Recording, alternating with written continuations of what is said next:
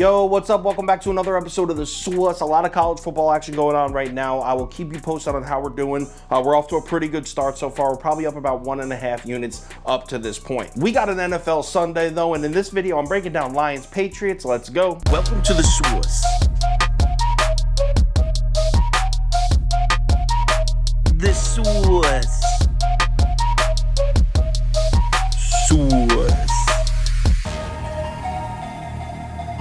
Hey, get the sauce. All right, Detroit on the road at Foxborough. Line opened up New England -3, and all the early actions on New England. If you look, the public's pretty split even. But look at that sharp money on the Patriots. 77% of the money on New England as of Tuesday morning. Really no changes at all here. Sharp money is still leaning New England, and we're still looking at New England -3. So let's cap this game. If you subscribe to this channel, you already know the first step. We're running the numbers through the spreadsheet. According to the model, the line for this game should be New England -8.26. That's a full 5-point lean on the Patriots here. So let's break down this matchup, and we got Matt Patricia against his old team. Revenge spot for the Patrish.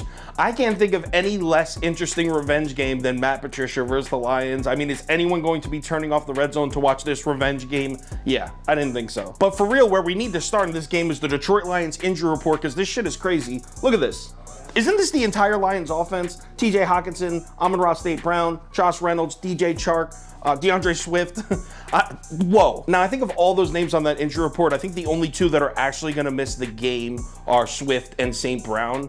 But the point to take away here is that the Lions offense is very banged up. But the weird part is this offense was banged up last weekend too. I mean, Swift didn't play last week. Jonah Jackson, their starting guard, he didn't play last week. He's set to return in this game. So even though the Lions offense is in terrible shape injury-wise, they actually might be slightly in a better spot than they were last week. And by the way, how weird is this Detroit Lions team? Did you know that Detroit is first in the NFL in points scored? You probably did. A lot of people know that.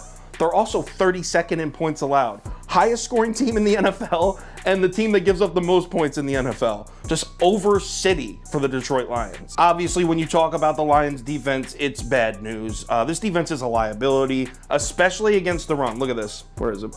Okay, so they're dead last in the NFL in rush DVOA. So worst ranked rush defense in the NFL. 29th in the NFL, allowing 5.31 yards a carry, and their defensive line is 24th in adjusted line yards. Yeah, this team cannot stop the run. Tell me that's not completely terrible news when you're about to travel to Foxborough. That's all New England does is run the ball. Patriots are first in the NFL in rush DVOA, 29th in pass DVOA. So the game plan for the Lions defense is going to be to sell out to stop the Patriots rushing attack. Pretty straightforward. We'll see how they do with that. Now, what about when the Detroit Lions have the football, though? Well, obviously, the Lions' offensive line has been really good. I'm sure you've heard by now. This is arguably the best offensive line in the entire NFL so far this season. Second in the NFL in adjusted sack rate, fourth in the NFL in adjusted line yards. This Detroit Lions offensive line can create space in the run game and protect the passer, both at elite levels. Now, when I first went to handicap this game, I was thinking that the Patriots defense would have solid numbers against the run, right? Wouldn't you assume that based on what we've seen from New England so far this year?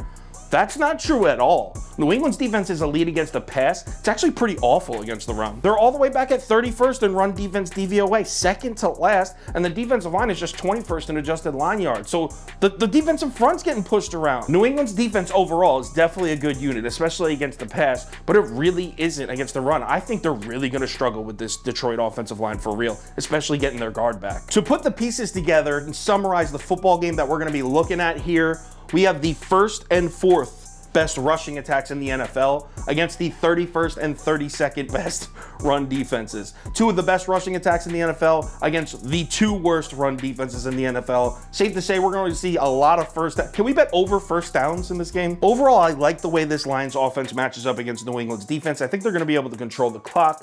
I think Jared Goff's going to protect the football. I think Hockenson and Jamal Williams are enough to cover this number. I'm happy that I'm getting a full 3. I'm taking Detroit +3 here. I'm on the Lions. Let's go. If anything changes with this bet, I will let you know on Twitter, so give me a follow there if you're interested.